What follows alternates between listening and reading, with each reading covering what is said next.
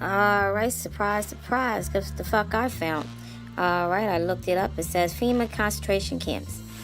Also known as FEMA death camps, also known as just fucking FEMA camps. Exists in the mind of a particularly loopy bunch of conspiracy theorists who believe that mass internment facilities have been built across the continental United States by the Federal Emergency Management Agency, known as FEMA, in preparation for a future declaration of martial law, or similarly nefarious end. The camp allegedly comes complete with a barbed wire fence straight out of World War II, box cars for moving people around, and plastic coffins for burying them. Wow. So, everything we've seen apparently is true, because they wouldn't be stating this. But, let's see. Let's read on. While FEMA facilities exist, they usually consist of storage and temporary housing location.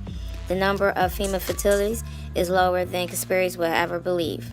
Well, we have videos, and you be the of your time to inform you about the United States government's plan to murder over 120 million citizens. Open your eyes. People are already disappearing in the USA. Each year, hundreds of people are reported missing in our parks and forests. Most are eventually found, but there's a smaller category of cases that never get solved, including a few close to home.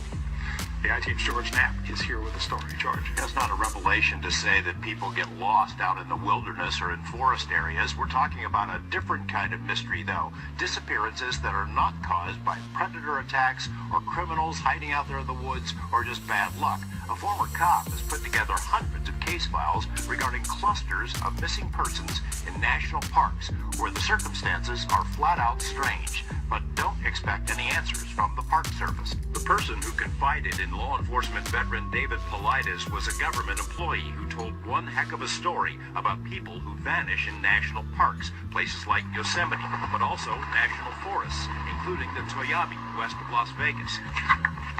In the years since the knock at the door, Paulides has scoured small-town newspaper archives and pestered federal agencies for records. He found so many cases of missing people that a planned book became two, filled with more than 400 cases of people who went into national parks but never came out. People disappear in the wilds all the time, and we're talking about something different.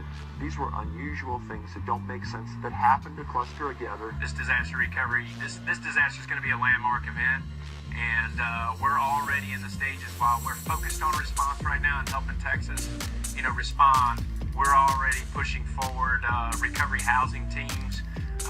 We're already pushing forward forces to be on the ground to implement National Flood Insurance Program policies as well, and doing the inspections that we need. So we're setting up and gearing up for the next couple years.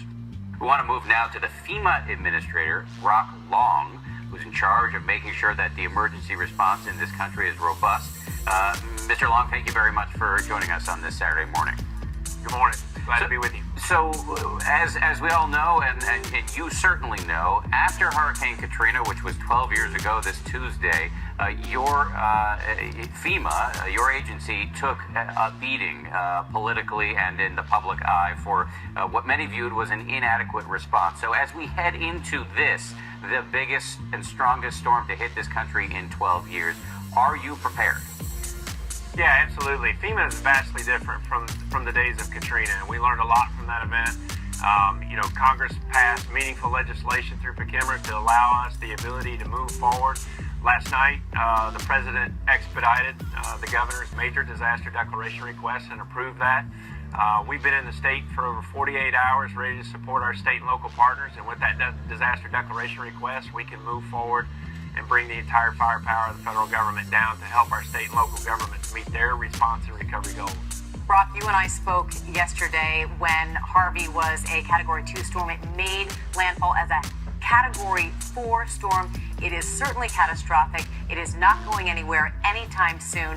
Talk a little bit about what you were anticipating and what the actuality is and how you're going to go about getting help to those who need it. Unfortunately, the citizens of Texas are about to endure a very long and deadly inland event.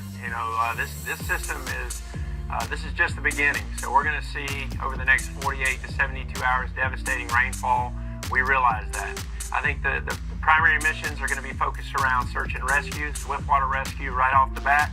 We're going to be worried about mass care, long-term mass care, a sizable individual assistance and housing effort. as well as being able to mobilize life-saving and sustaining commodities. So we're already pre-positioning teams in an effort to be able to support our state. The way emergency management works is, all disasters begin and end at the local level. They decide the mission priorities, they work them up through the state, and our support is designed to help the states achieve those goals. You're heading into a key few days, and I just got to ask, do you feel that you have the resources you need? There's been some reporting about the fact that some top positions in your agency are not filled. Do you feel like you have what you need? I got what I need. Despite the positions, the appointments, we're moving forward. I got great staff, as you can see. Could potentially alter the weather anywhere in the world, changing the jet stream's course entirely, triggering massive rain.